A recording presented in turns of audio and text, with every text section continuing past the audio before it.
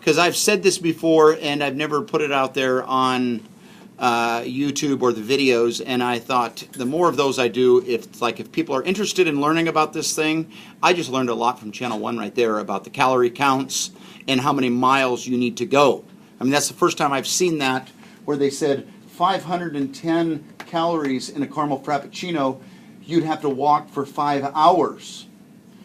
10 hours for a Big Mac, and that does more for me than having it listed that it's 750 calories. It said you'd have to walk for 12 hours for Domino's Pizza, which has 860 calories. Was that a slice or 2 slices or 2 slices? Okay. I didn't know. I thought it said hours. Okay.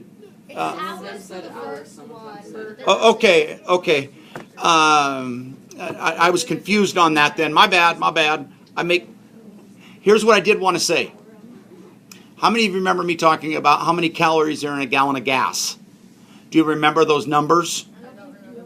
Okay, here's the numbers, because this is pretty amazing.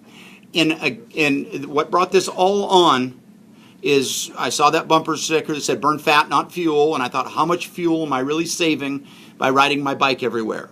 Okay, so I did an experiment for like a week. I saw how many miles I rode my bike, how many calories I burned compared to the most fuel efficient vehicle I could find, which is a little motorized moped board that has a 29cc motor on it and gets like 132 miles a gallon. Here was my findings. I came up with 24,000 calories in a gallon of gas. That's how many calories it took me to go this far. And in 1 gallon of gas then, I thought, wow, could that be? I thought there's no way these numbers are going to work. So I went and Googled it. And I started punching how many calories in a gallon of, and it comes up, the different options: gallon of milk, gallon of pop, gallon of gas. I'm like, wow, someone's done this before. I thought, this is new material. I'm sure no one's ever thought of this. So I hit that button, and it said that there are roughly 31,000 calories in a gallon of gas. 31,000 calories in a gallon of gas. Though you can't drink gas, it said something close to that would be vegetable oil.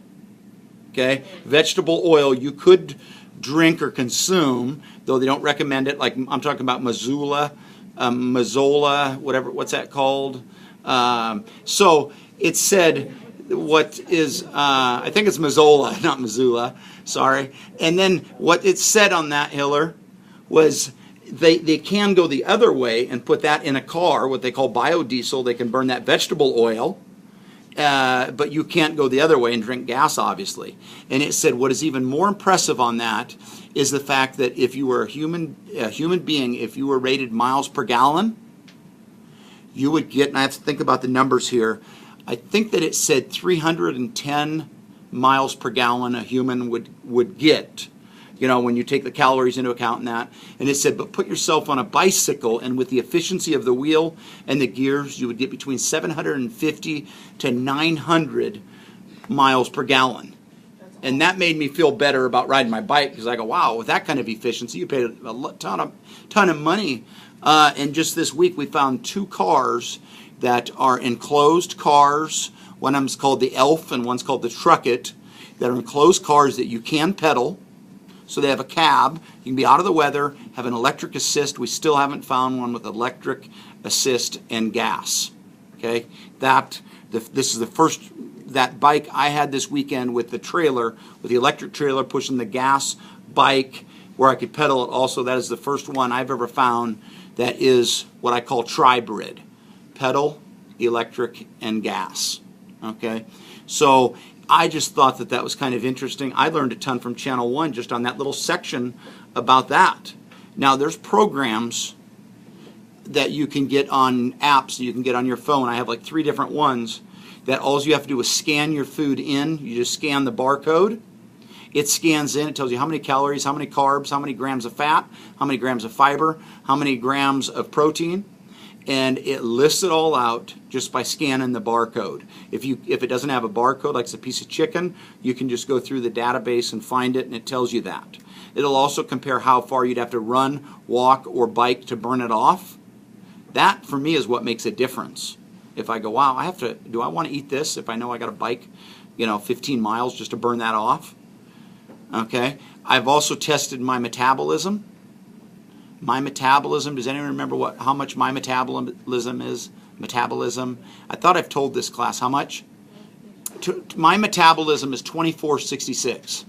2,466 calories is what I burn at complete rest. If I lay in bed all day, I burn 2466. If I lay in bed all day and eat less than 2466, I'll lose weight. If I go 2466 plus I exercise, I can eat that much more. That's why I exercise a lot, because I like to eat. So that's called your BMR, basal metabolic rate. BMR, not BMI. Body mass index is completely different. The body mass index I don't think is very accurate. BMR is very accurate because they hook an electrical probe up to your fingers, your feet, your head, and they run an impedance electricity through you, and it tests your body tissue, it tests your metabolism. It's a bit of a process, and I'm going to stop right there. I just wanted to bring that up and say this is a lesson that you don't need to know, but if you're interested in knowing it,